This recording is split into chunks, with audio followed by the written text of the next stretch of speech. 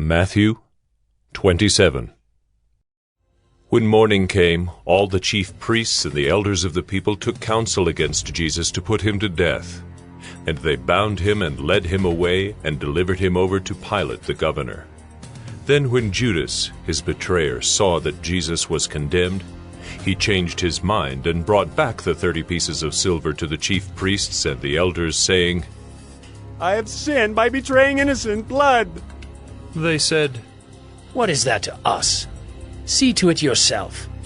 And throwing down the pieces of silver into the temple, he departed, and he went and hanged himself. But the chief priests, taking the pieces of silver, said, "It is not lawful to put them into the treasury, since it is blood money." So they took counsel and bought with them the potter's field, as a burial place for strangers. Therefore, that field has been called the field of blood to this day. Then was fulfilled what had been spoken by the prophet Jeremiah, saying, "And they took the 30 pieces of silver, the price of him on whom a price had been set by some of the sons of Israel, and they gave them for the potter's field, as the Lord directed me." Now Jesus stood before the governor, and the governor asked him, "Are you the king of the Jews?" Jesus said, "You have said so."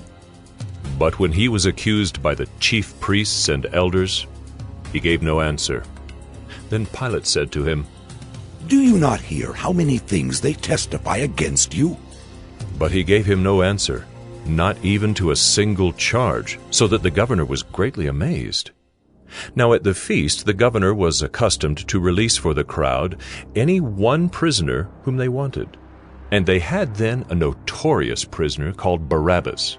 So when they had gathered, Pilate said to them, "Whom do you want me to release for you, Barabbas or Jesus, who is called Christ?" For he knew that it was out of envy that they had delivered him up. Besides, while he was sitting on the judgment seat, his wife sent word to him, "Have nothing to do with that righteous man, for I have suffered much because of him today in a dream." Now the chief priests and the elders persuaded the crowd to ask for Barabbas and destroy Jesus. The governor again said to them, "Which of the two do you want me to release for you?" And they said, "Barabbas!" Pilate said to them, "Then what shall I do with Jesus, who is called Christ?" They all said, "Let him be crucified!" And he said, "Why? What evil has he done?" But they shouted all the more, "Let him be crucified!" So when Pilate saw that he was gaining nothing, but rather that a riot was beginning, he took water and washed his hands before the crowd, saying, "I am innocent of this man's blood. See to it yourselves." And all the people answered, "His blood be on us and on our children!" Then he released for them Barabbas, and having scourged Jesus, delivered him to be crucified. Then the soldiers of the governor took Jesus into the governor's headquarters, and they gathered the whole battalion before him. And they stripped him, and put a scarlet robe on him, and twisting together a crown of thorns, they put it on his head, and put a reed in his right hand. And kneeling before him, they mocked him, saying, Hail, King of the Jews! And they spit on him, and took the reed, and struck him on the head. And when they had mocked him, they stripped him of the robe, and put his own clothes on him, and led him away to crucify him. As they went out, they found a man of Cyrene, Simon by name. They compelled this man to carry his cross. And when they came to a place called Golgotha, which means place of a skull, they offered him wine to drink, mixed with gall. But when he tasted it, he would not drink it. And when they had crucified him, they divided his garments among them by casting lots. Then they sat down and kept watch over him there. And over his head they put the charge against him, which read, "This is Jesus, the King of the Jews." Then 2 robbers were crucified with him, one on the right and one on the left. And those who passed by derided him, wagging their heads and saying, "You who would destroy the temple and rebuild it in 3 days, save yourself. If you are the Son of God, come down from the cross." So also the chief priests with the scribes and elders mocked him, saying, He saved others. He cannot save himself. He is the King of Israel. Let him come down now from the cross, and we will believe in him. He trusts in God. Let God deliver him now if he desires him. For he said, I am the Son of God. And the robbers who were crucified with him also reviled him in the same way. Now from the 6th hour there was darkness over all the land until the 9th hour. And about the 9th hour Jesus cried out with a loud voice, saying,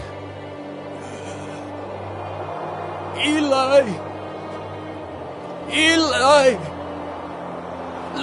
lama sabachthani. That is, My God, why have you forsaken me? and some of the bystanders, hearing it, said, This man is calling Elijah. And one of them at once ran and took a sponge, filled it with sour wine, and put it on a reed, and gave it to him to drink. But the others said, Wait, let us see whether Elijah will come to save him. And Jesus cried out again with a loud voice, and yielded up his spirit. And behold, the curtain of the temple was torn in two from top to bottom. And the earth shook, and the rocks were split. The tombs also were opened, and many bodies of the saints who had fallen asleep were raised. And coming out of the tombs after his resurrection, they went into the holy city and appeared to many. When the centurion and those who were with him, keeping watch over Jesus, saw the earthquake and what took place, they were filled with awe and said, Truly, this was the Son of God. There were also many women there, looking on from a distance, who had followed Jesus from Galilee, ministering to him, among whom were Mary Magdalene, and Mary the mother of James and Joseph, and the mother of the sons of Zebedee. When it was evening, there came a rich man from Arimathea named Joseph, who also was a disciple of Jesus. He went to Pilate and asked for the body of Jesus. Then Pilate ordered it to be given to him. And Joseph took the body and wrapped it in a clean linen shroud and laid it in his own new tomb, which he had cut in the rock. And he rolled a great stone to the entrance of the tomb and went away. Mary Magdalene and the other Mary were there, sitting opposite the tomb.